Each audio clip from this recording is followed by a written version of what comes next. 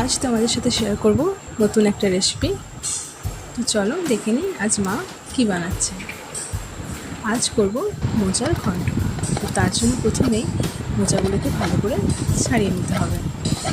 তারপর খুব ছোটো ছোটো করে কেটে প্রেশারে একটা সিটি দিয়ে নেব, যাতে মোচাটা ভালো মতো সেদ্ধ হয়ে যায়।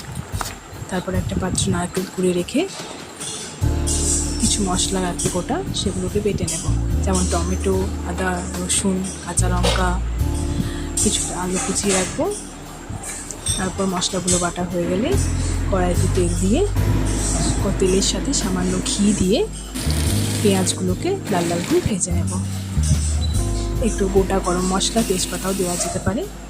তারপর আলুগুলোকে দিয়ে ভালো মতো করে ভাজা হয়ে গেলে একে একে বেটে রাখা মশলা, নুন, হলুদ দিয়ে আলু দিয়ে ভালো করে কষে নেব।